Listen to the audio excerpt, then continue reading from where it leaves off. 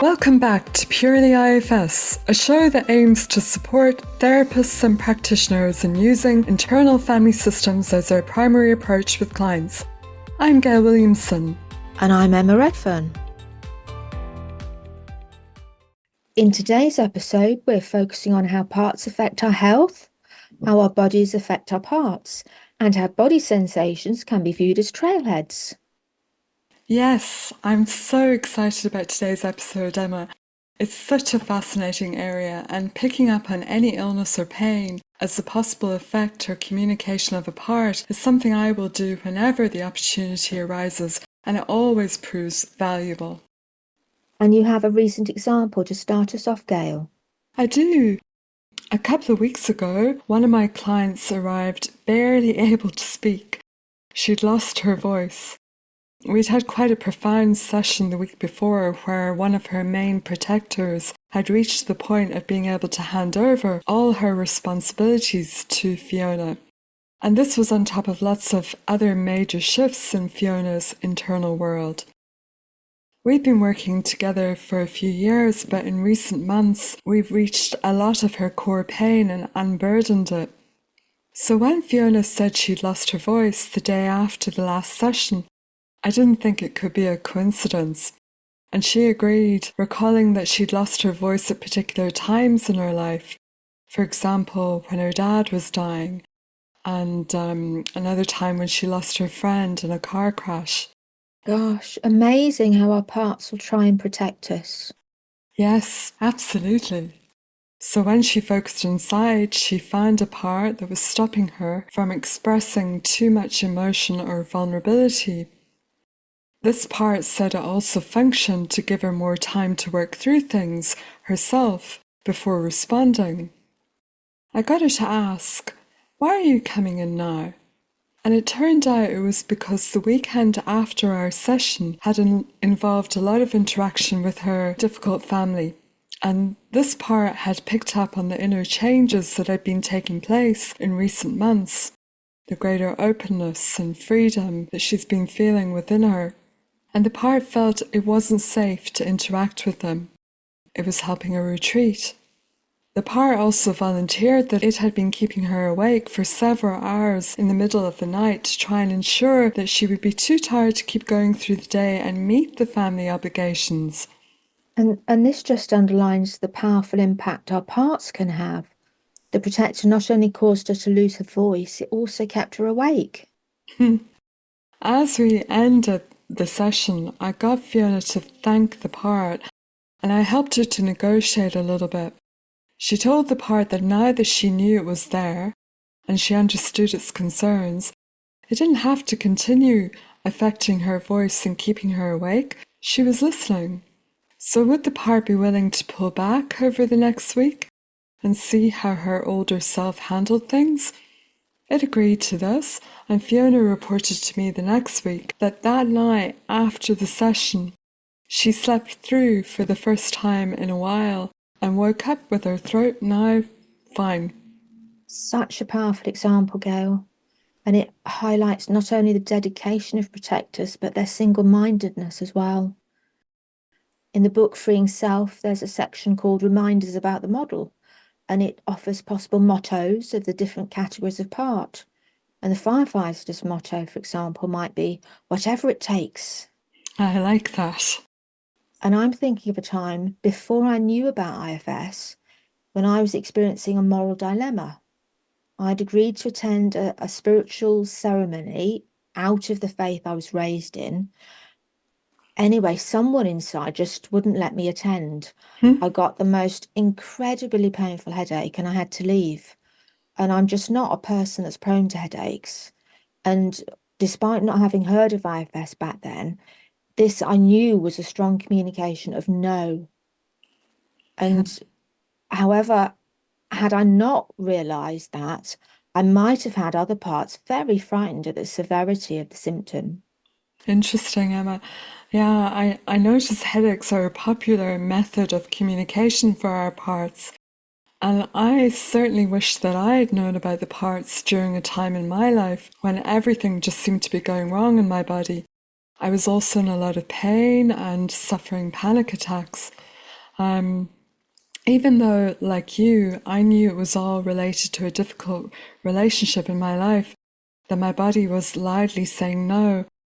I can look back now and see that my parts were really communicating their stress and their anger, and that they'd really needed more help from me.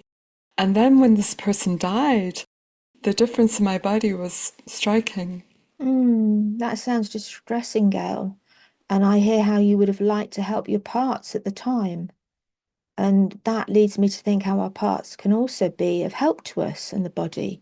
If they could either maybe learn to communicate in a different way or dial it back on what they do for us. For example, parts might not know that the body needs certain things, such as rest. Yes.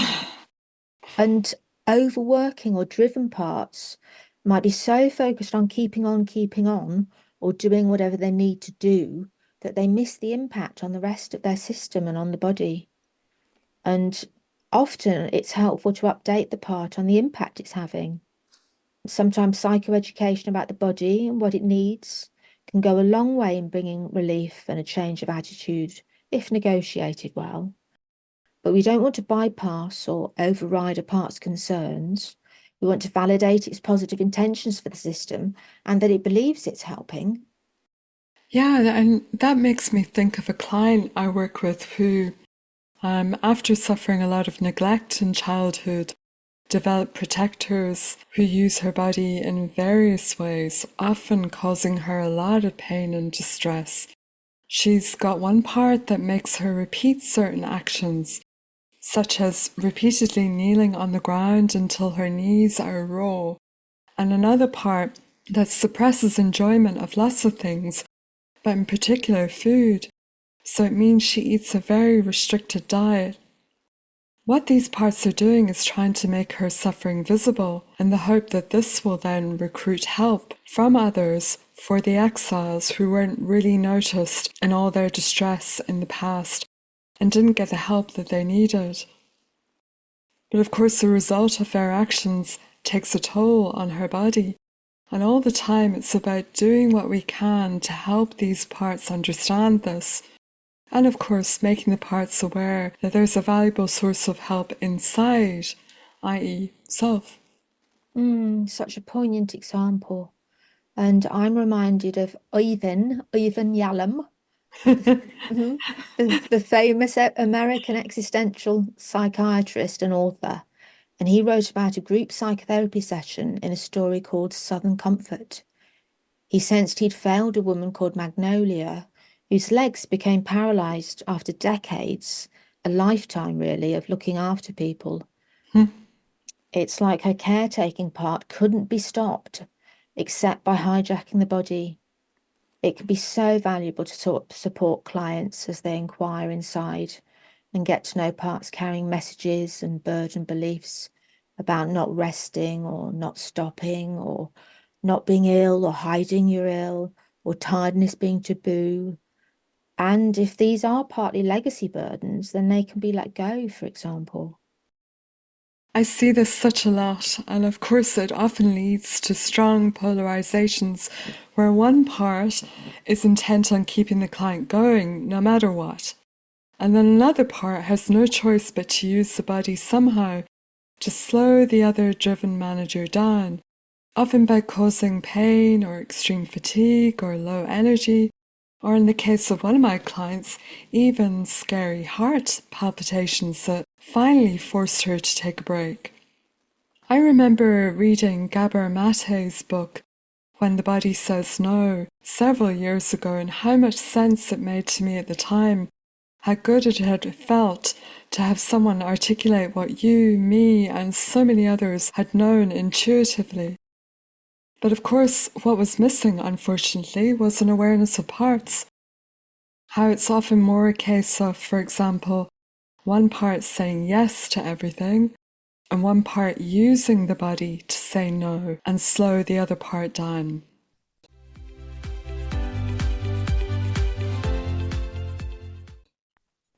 I think you have a couple of personal examples, Emma, of how parts have impacted your health. I do, Gail. One time as a young child, my legs stopped working. And the doctor was called, and he had a positive impact, I remember, on me. And I think he was probably great with kids. Anyway, there was no medical reason found, and it improved. And later, as an adult in therapy, I joined some dots and I realized my legs not working back then was probably to get me out of a scary situation that I couldn't protect myself from by saying no. So interesting. And it's also fascinating to me how bodies or parts remember things. I was badly traumatized at 6 years old around November time. And even now, this is a time when I might get ill and need to look after myself more than I usually do. Anyway, at 7, I was really poorly with hepatitis. And sometime after that age, but before going to big school at 11, my parts did a replay of key hepatitis symptoms. Mm. And I was just hit by such nausea. And this was over a couple of weeks in November. And I now understand that as my parts wanting to keep me indoors so I'd be safe.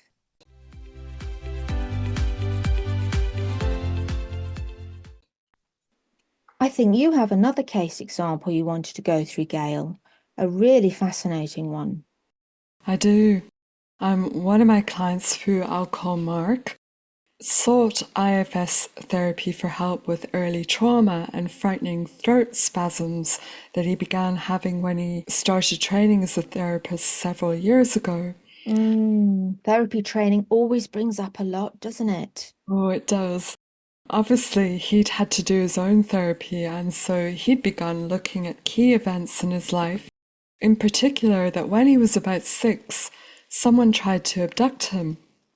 I won't go into too much detail, but just to say he wasn't adequately supported afterwards, and no one really talked about it. But the experience had been terrifying, and for the next couple of years he wet his bed, which led to a lot of shame. Mark felt the fact that he was having to be more vulnerable in his training must in some way be related to the throat spasm, but traditional talk therapy hadn't been able to provide any answers or resolution, and doctors didn't know why it was happening. There's apparently actually an online support group for sufferers of the phenomenon. Interesting. So it happens to Mark maybe 3 times a year, always in the middle of the night, and it will literally cut off his breath so that he feels like he's dying, and he'll have to jump out of bed. When we met this week, Mark started by saying that the night after our last session, he'd had his first throat spasm since last July, so that's about 8 months, and he felt it must be connected somehow to our previous session. So that gave you both your first real opportunity to ask if there's a part involved. That's right. I encouraged him to just be open and curious and ask inside who had caused the throat spasm. And very quickly he found a fearful part. He says he knows I've been working hard on personal development for a few years, Mark told me, but that he knows that this is the right therapy and that we're going to reach the vulnerable parts. And he was nervous after last week, where the protector we met, who hides a lot of the parts, had agreed to let us go to an exile. When I got Mark to ask the part to say more about how it was trying to help, Mark said, "He's saying he knows I told you about the machine that was put under my sheets that would sound an alarm if I began wetting the bed. So he's saying this is what he does. He gets me out of bed." This was a revelation to Mark, and he told me more.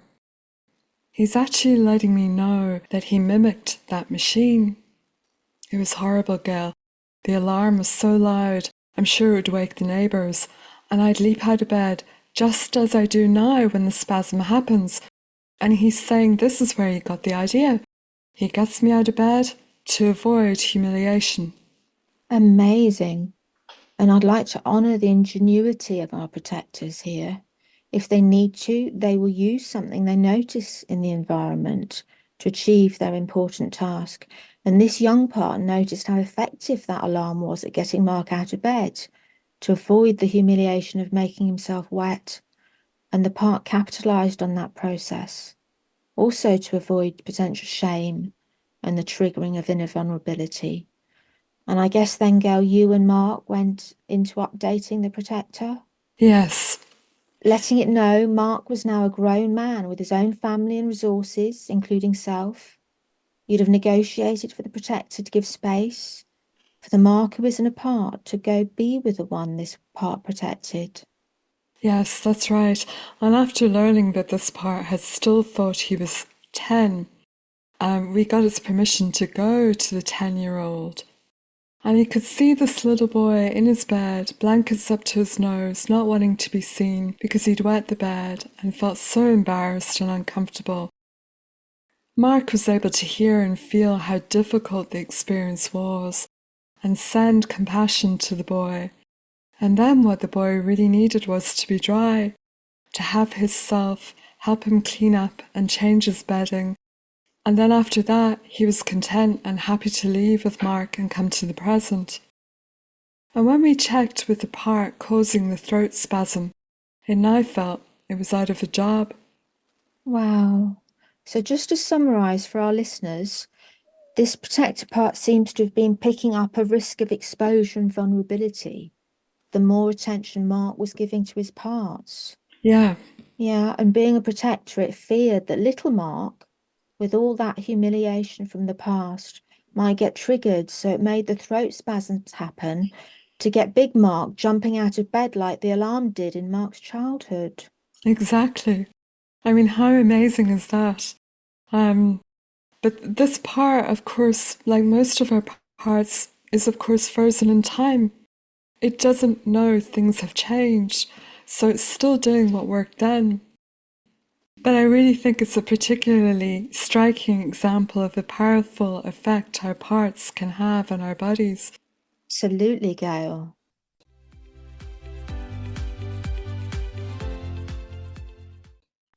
I'm thinking too that changes to our bodies can also affect our parts, that the effect can almost be in the opposite direction. Where, for example, if you haven't had enough sleep or you have PMS or menopausal, inevitably your parts are going to feel awful. Yes, or if I'm not able to get regular exercise in the fresh air, or my diet isn't what I'm used to, my system's going to struggle at lots of different levels. And I know that when I was diagnosed with osteoporosis of the spine and started breaking backbones, just living and moving around, parts with overwhelming fear and other strong emotions made themselves known. And that takes a lot of current and ongoing negotiating and being with, as well as perhaps going to parts stuck in the past with awful experiences of illness or pain or hospitals. But of course, for me, it is a query around the chicken and the egg. So, Hmm. which came first? Here, understandably, fearful parts of you are triggered by what's happening in your body. But I guess it would be interesting to be curious about which, if any, parts may have been involved in the development of the osteoporosis. I think I recall hearing Dick making the point that while we can often get parts to stop impacting the body, if there is already biological, cellular, or structural damage, that's not something we're going to be able to reverse. I don't rule out, however, being able to help parts stop causing further damage. Sure.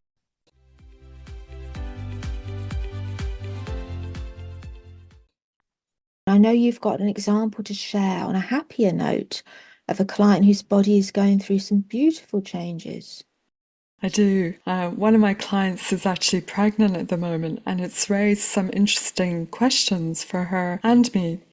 We've often worked with a part who will give her a headache when things are too stressful and it wants her to rest.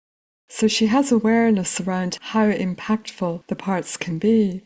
And then recently, Liz had been curious about the effect of her parts on her baby. She'd had a difficult few days, and the baby, who's normally very active, hadn't been moving. She got checked out, and everything was fine. The external stressful situation calmed down, and the baby soon started moving again. But it made her wonder what her baby might be picking up on, and it made me wonder if we might, in some sense, be able to talk to the baby. Which of course is currently physically part of her. And of course, I think it's generally accepted that the emotional state of the mother will have an impact on the baby. Yes, I've certainly helped many clients, and I know you have too, Emma, speak to parts from pre-birth who were able to talk about how what they had sensed in the mother had impacted them.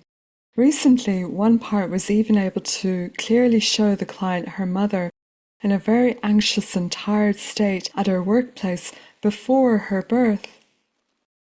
So recently, Liz and I were doing some insight work, and towards the end, after we were able to retrieve an exhale, when things were much happier and calmer inside, the baby began moving. And I just wondered aloud if Liz would like to focus on the baby for a while and see if he maybe wanted to say anything. And she got a response. She heard that he was happy she was doing this, as in working to help her parts. As it was the end of the session, we really just had a few minutes, so I then asked was there anything she wanted to say to him. She was silent for a minute or so as they communicated, and then I checked, how was she feeling towards him? She was smiling, and it seemed obvious to me, but I thought it might be good to send the baby some self-energy if she could. And so I just checked if there was self-energy available by asking the fourth F. She replied she felt such love and care towards him, and I got her to send this energy to him. And it was clear to her that he had felt it. And it just felt like such a wonderful thing to be able to do for her and me. That's wonderful, Gail, and really inspirational. And it also offers such reassurance to IFS therapists and practitioners who may have parts caught up in some fear of working with pre-verbal parts, as we call them. And one of the great things about IFS is that we understand parts as personalities, even where they show up as a wall or a colour or an animal and so Mm. on. And if somehow we can expect the colour white or black or a brick wall to communicate, then I don't think we need to get too hung up on this idea of pre-verbal anything. No, No, sure, fetuses and babies in the external world may not have language, but those constraints of human development don't apply in the inside world. I love that. Different rules apply in the inner world. Yeah, in therapy, we may witness parts sharing memories from the womb, birth, and babyhood. And these parts can still communicate. They can scream, gurgle, laugh. In my IFS training with Dick, it was so helpful as well when he says something like, tell the part it can use any of the resources in the system. Yes, there's a useful section in the IFS Handbook, second edition actually, on the laws of inner physics, which it would be worth listeners recapping for themselves. It really highlights how when we go inside, it's like entering an alternate universe, a completely distinct world which operates very differently in many ways to the external laws of everyday physics.